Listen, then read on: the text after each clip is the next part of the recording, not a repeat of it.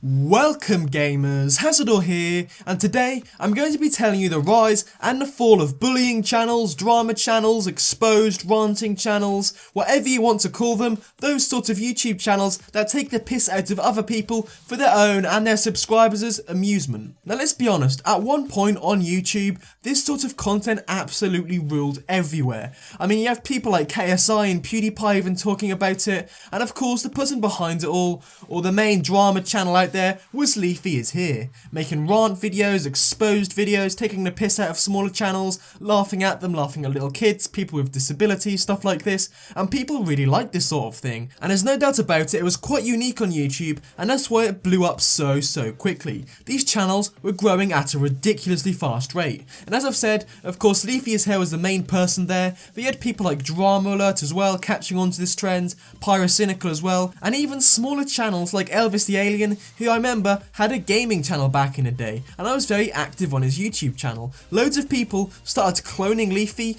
copying his videos, and it was just all over the place. Put some gameplay in the background of like CSGO Surf or Overwatch, and just take the piss out of whatever subject it is. Put rant in the title, and there you go. Oh, and of course, don't forget to use lots and lots of clickbait. Tits in the thumbnail, just really irrelevant stuff, and make sure to put your titles all in caps as well. These sorts of videos were all over the place, and it made a lot of people quit YouTube or just like lose heart in making content because they thought that these bullying channels were just there to rule forever, and they're always going to be there, but that didn't happen at all, because now they have fallen from grace quite dramatically. There are still of course loads of rant videos, exposed videos, bullying videos out there that are of course quite still popular, but they're nowhere near as big as they used to be. If you don't believe me, just go onto Social Blade and look at Leafy's stats. In fact, you don't even need to do that, I'll just show you them right now. At his peak, Leafy got 720,000 subscribers in 1 month. That is absolutely mind-blowing, and I'm pretty sure at that specific point, no one was growing as quick as him.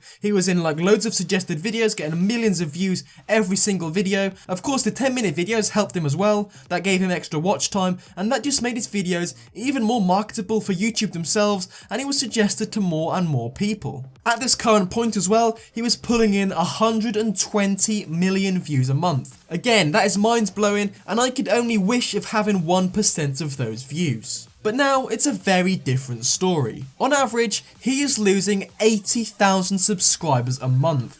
Now that is not just a little dip in growth, that's not a little blip or anything like that, that is a massive plummeting in YouTube growth. He's went from 70,000 plus to minus 80,000. Just think about that for a second, and I mean I was mind blown by this. I liked Leafy back in the day, but now he's kind of boring, isn't he? And honestly I think that a lot of people do kind of think that same way. They've grew up from his content and are moving on to different people. He's losing about on average like 2,000 subscribers every day, and that's not a good sign at all. He's still getting views of course, about 30 million a month, which again is something that I could only dream of getting, but it's nowhere near his 120 million views at his peak. It's not just his channel either, people like Pyrocynical have experienced a big dip in growth as well, Elvis the Alien, I'm going to mention him again, Dramaalert, they've just all received a lot of dips in growth, and I think it's no sort of coincidence at all. People have got so tired of drama on YouTube that eventually they just stopped watching it. And in fact, I think it's quite difficult to pinpoint the one specific reason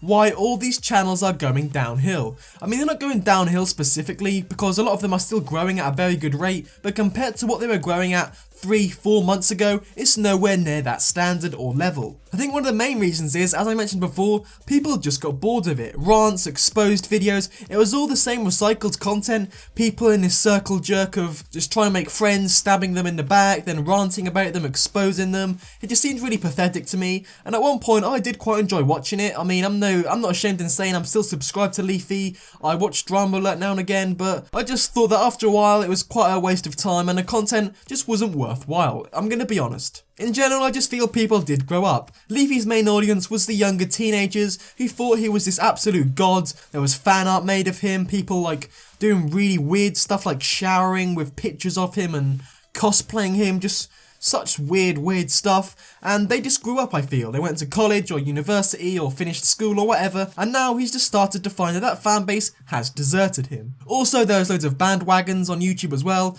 I mean, someone made a video. I think it was Leafy's rant on dramaalert. He made a rant, and before long, like an hour or so, there was hundreds of them on YouTube because people were just copying him like an almost god. I mean, you know, he does this, so I'll do it as well. Let's clone him. Copy everything he does. Background music, sense of humour, gameplay in the background, because he is the man. It was so pathetic, and I'm so glad it's over. And honestly, I do think it's over. I think these channels may change content in the future, and I do wish them all the success in the world, but the content they were making really did get boring rather quickly. And it wasn't just boring either, it did damage a lot of people. I think it was that Tommy C guy or something who had a disability, and he made a video crying about it. A lot of people were demotivated about making videos. There was loads of toxic people on YouTube, virtual witch hunts against people who were targeted, just commenting on their videos, spamming them with dislikes, telling them to kill themselves.